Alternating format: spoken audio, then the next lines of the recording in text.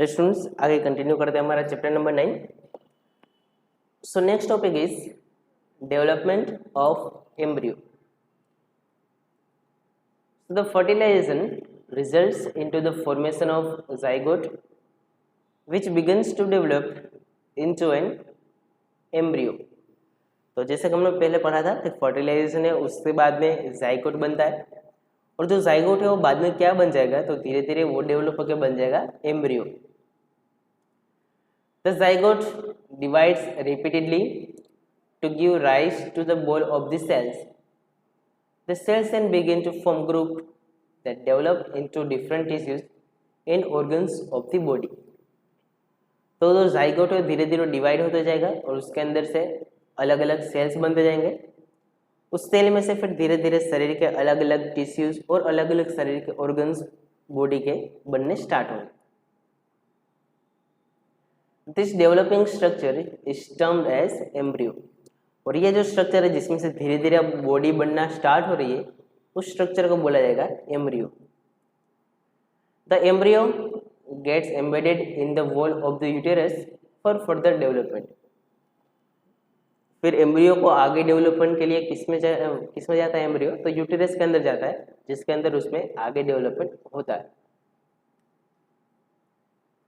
The embryo continues to develop in the uterus and it gradually develops the body parts such as hands, legs, head, eyes, ears, etc।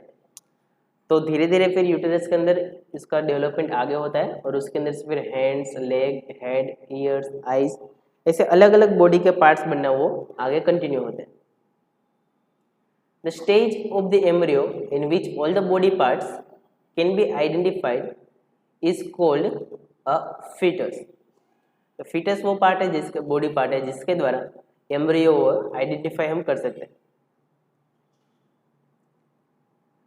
When the development of the fetus is complete, the mother gives birth to the baby। और जब पूरी तरह से उस cell का मतलब foetus का development complete हो जाता है, उसके बाद मदर जो बर्थ देती है बेबी को।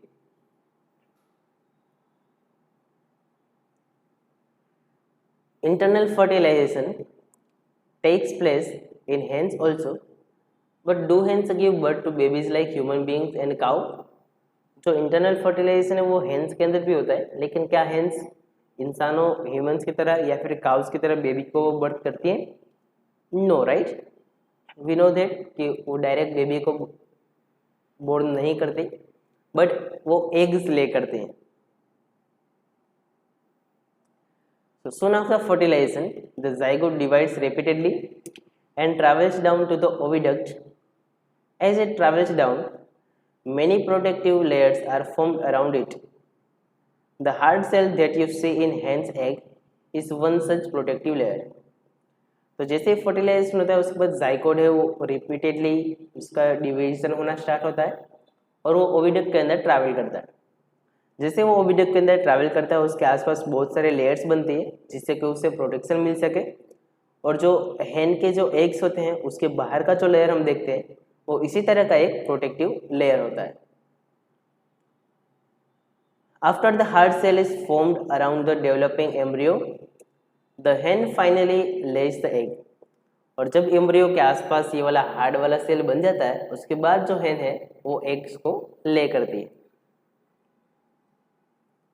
The embryo takes about 3 weeks to develop into chick। और चिक्स के अंदर एम्ब्रियो डेवलप होने का जो टाइम है वो टाइम ड्यूरेशन 3 वीक्स का होता है। You must have seen the hen sitting on the eggs to provide sufficient warmth। Did you know that development of the chick takes place inside the egg cell during this period?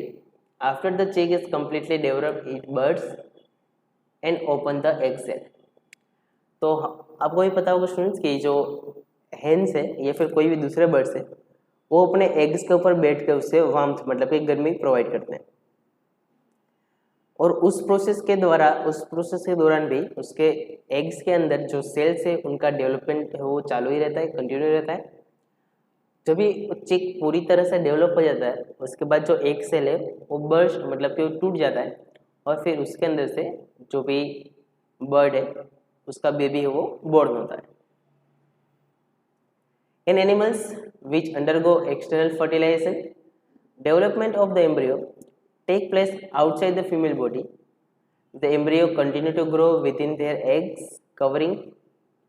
After the embryo develops, the eggs hatch. You must have seen numerous tadpoles swimming in ponds and streams. तो कुछ कुछ animals है जिनके अंदर internal fertilisation होता है, कुछ कुछ एनिमल्स जिनके अंदर एक्सटर्नल फर्टिलाइजेशन होता है, जिसके अंदर जो एग्स का डेवलपमेंट वाला प्रोसेस है वो फीमेल बॉडी के बाहर होता है एक्सटर्नल के अंदर, बट जबकि इंटरनल के अंदर जो प्रोसेस है वो फीमेल बॉडी के अंदर होता है। Next, viviparous and oviparous animals. We have learned that some animals give birth to young ones while some animals lay eggs which later develop into young ones. The animals which give birth to young ones are called viviparous animals. सुन, जो ऐसे animals है जो सीधा अपने बच्चों को जन्म देते हैं उनको बोला जाता है विविपेरस एनिमल्स, और जो एनिमल्स ऐसे जो बच्चों को जन्म नहीं देते पर एग्स ले करते हैं उन्हें बोला जाता है ओविपेरस एनिमल्स।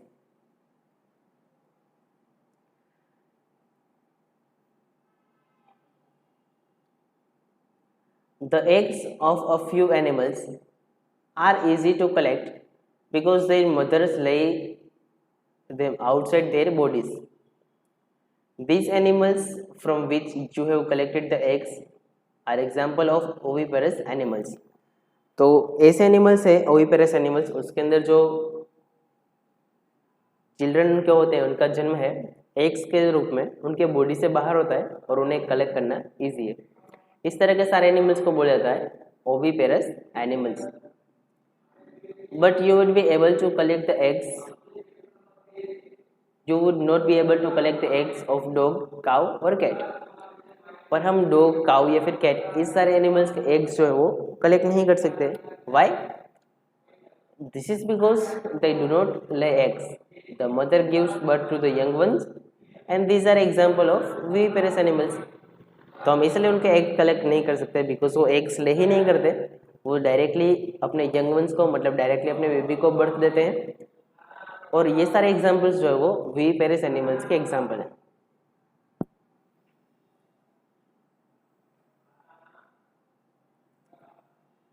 तो यहाँ पे हमें एक लाइफ साइकिल दी हुई है सिल्क वॉर्म की, स्टैंडर्ड 7 के अंदर भी हमने पढ़ा था अगर आपको याद हो तो, सिल्क वॉर्म की लाइफ साइकिल। तो सबसे पहले जो सिल्क वॉर्म में एग ले करता है, उस एग्स में से लार्वा बनता है या फिर कैटरपिलर, उसका डेवलपमेंट होकर फिर धीरे धीरे प्यूपा बनता है और उसमें से फिर एडल्ट सिल्क वॉर्म है वो बनता है। ये हमने स्टैंडर्ड 7 के अंदर भी पढ़ा हुआ था। दूसरा हम देखते हैं फ्रॉग के अंदर। तो फ्रॉग के अंदर सबसे पहले एग्स ले करते हैं, उसके बाद उसमें से टोडपोल या फिर बोल सकते हैं आप लार्वा बनता है, और उसके बाद उसमें से फिर एडल्ट फ्रॉग है वो बनता है। राइट, यहाँ पर नीचे एक फिगर के द्वारा भी समझाया गया है। पहले एग्स में से फिर टोडपोल, और फिर टोडपोल में से फिर एडल्ट फ्रॉग है वो धीरे धीरे बनते हैं।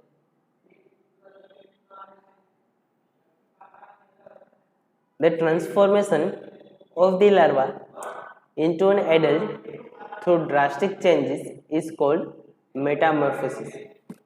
तो जो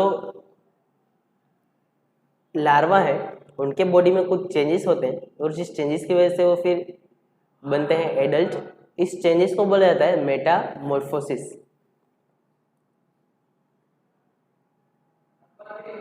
नेक्स्ट टॉपिक, अभी हमने हमारा चैप्टर था उसका 2 पार्ट थे, sexual reproduction and asexual reproduction. हमने सेक्सुअल रिप्रोडक्शन पढ़ लिया, अभी नेक्स्ट असेक्सुअल रिप्रोडक्शन। तो कुछ एनिमल्स हैं जिसके अंदर मेल और फीमेल ये दो अलग अलग बॉडी पार्ट्स या फिर ऑर्गन्स नहीं होते। तो वैसे सारे एनिमल्स की जो रिप्रोडक्शन है उसे बोला जाता है असेक्सुअल रिप्रोडक्शन। तो उसके लिए एक एग्जांपल हमें दिया हुआ है binary fission in amoeba.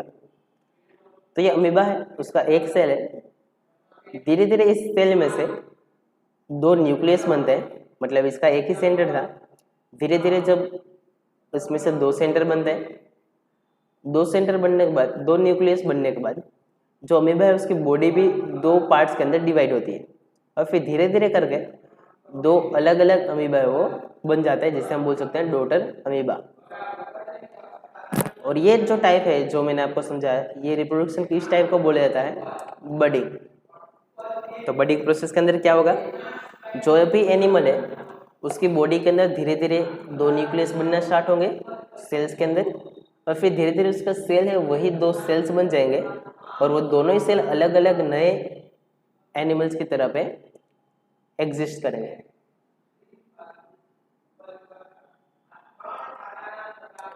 So the reproduction in which an animal reproduces by dividing into individual is called binary fusion। तो इसको हम बाइनरी फ्यूजन भी बोल सकते हैं, बिकॉज इसके अंदर जो एनिमल्स है वो दो पार्ट्स के अंदर डिवाइड होके और बन रहे हैं, तो इसे हम बोलेंगे बाइनरी फ्यूजन। इसके ऊपर हमें एक एग्जांपल दिया हुआ हाइड्रा का। ये हाइड्रा एक प्लांट है जो पानी के अंदर होते हैं। तो हाइड्रा के अंदर पहले उसके बॉडी का कोई भी एक पार्ट धीरे धीरे ग्रो होना स्टार्ट होता है और फिर वो पार्ट जब पूरी तरह से अच्छी तरह से ग्रो हो जाता है तो ये जो नया पार्ट है वो एक सेपरेट हाइड्रा है वो बन जाता है।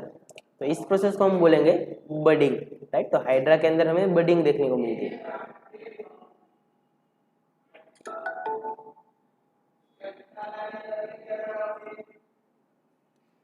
तो स्टूडेंट्स यहाँ पे हमारा चैप्टर होता है कंप्लीट। एक बार टेक्स्ट बुक में से आपको पूरा चैप्टर पढ़ लेना है।